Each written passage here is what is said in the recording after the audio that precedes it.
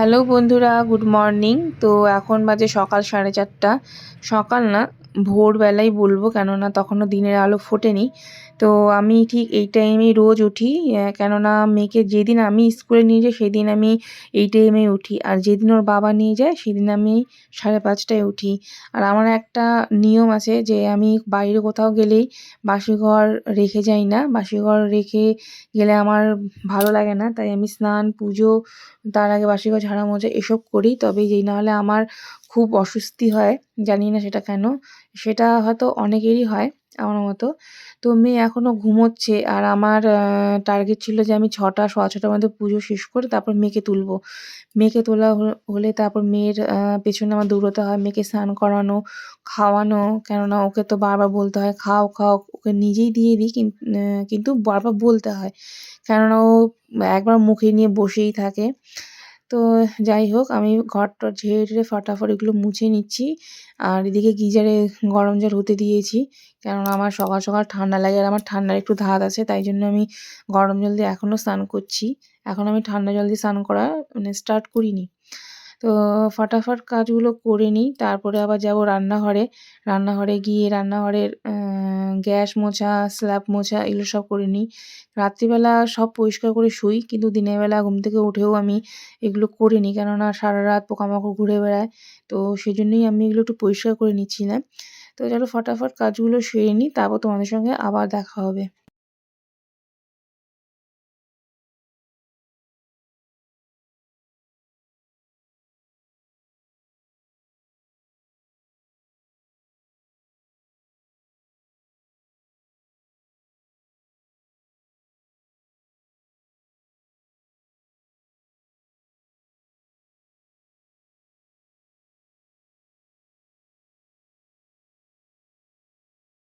ঘড়িতে দেখতে পাচ্ছি 6টা 10, এখন বাজে 6টা, এটা একটু ফাস্ট আছে। আর এই যে আমি এখন ঠাকুর পুজো দেবো, তো তাড়াহুড়ো করছি, কারণ অন্যদিন আমার 6টার সময় পুজো হয়ে যায়। এই মেয়ে, তারপর মেয়েকে তুলি, কিন্তু মেয়ে আমার উঠে গেছে।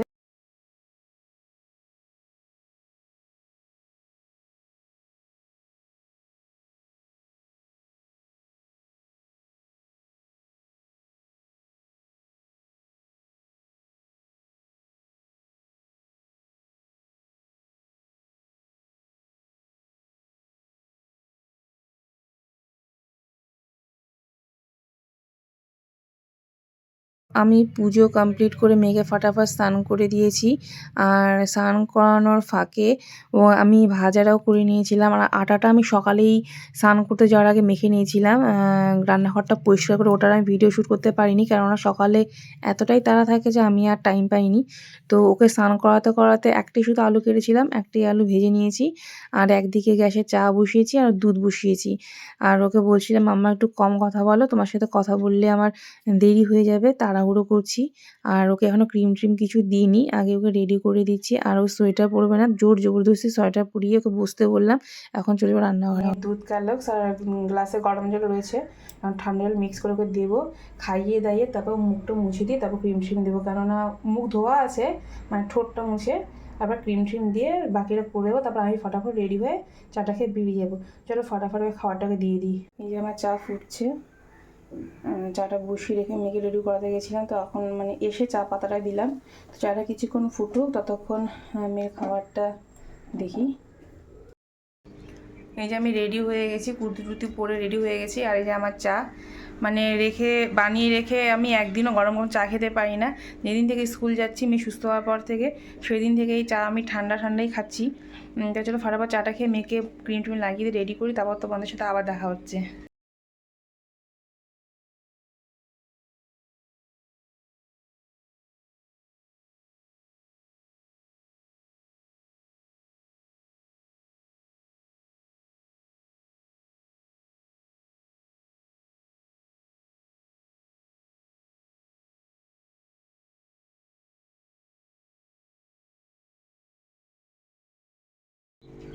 এই যে স্টুডেন্ট রেডি স্কুল যাওয়ার জন্য।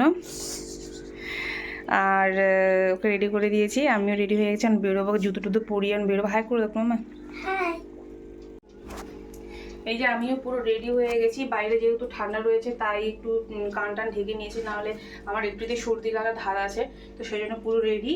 তো চলো ফটাফট এখন স্কুলের জন্য বেরোই। এখন বাজে 7:15, যেহেতু টোটোতে যাব, আর টোটো একজনকে ছাড়ে না। কালকে আমি 10 মিনিট আমাকে বসিয়ে রেখেছে, শেষে আমি ট্রেনটা পাইনি, পরের ট্রেনটা গেছি। তো যাই হোক টাইমে পৌঁছে গেছি, চলো ফটাফট করে বেরিয়ে যাই। টাটা।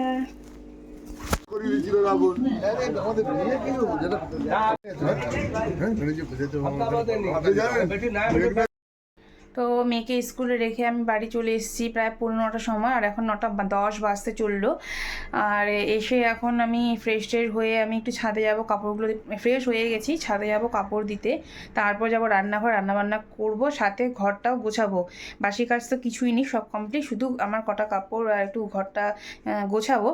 তো চলো এখন ফটাফট কাজ বাজ সারিয়ে আবার 11:15টার মধ্যে রেডি ফেডি হয়ে 12টার মধ্যে আমাকে বেরোতে হবে স্কুলের জন্য।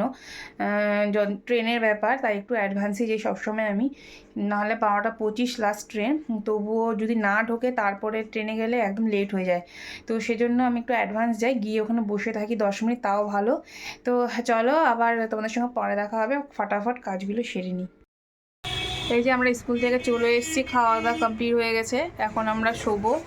আর যা গরম পড়ে গেছে, আমরা ফ্যান চালিয়ে দিয়েছি, এই দেখতেই পাচ্ছ, প্রচুর গরম পড়ে গেছে আর প্রচুর গরম লাগছে। আজ স্কুলে নিতে গিয়ে আমি পুরো মানে কি বলবো, এত ঘেমে গেছিলাম, থাকতে পারছিলাম না, এত গরম ছিল। তো চলো আবার তো রেস্ট করি, রেস্ট করার পর আবার তোমাদের সঙ্গে দেখা হবে। শুভ সন্ধ্যা বন্ধুরা, এখন বাজে 6:30। ঘুমিয়েছিলাম স্কুল থেকে এসে টান টান, মানে একদম কি বলবো, পুরো ঘুমিয়েছি। ঘুম থেকে উঠেই তাড়াহুড়ো করে সন্ধে দেখালাম ঠাকুরকে, সন্ধে দেখিয়ে তারপর মেয়েকে খেতে দিলাম, খেতে দিয়ে এখন আমি চলে এসেছি রান্নাঘরে, কেননা মেয়ের যেহেতু পরীক্ষা, মেয়েকে বই নিয়ে বসাবো, সেই জন্যই যা রান্না করার আমি এখনই করে নিচ্ছি। এদিকে আমি আটার ব্যাটার, মানে গোলা রুটি বানাবো, তো আটার ব্যাটারটা বানিয়ে রেডি করে রেখেছি। এদিকে আমি আলু বসিয়ে দিয়েছি, দেখো গোলা রুটির ব্যাটার।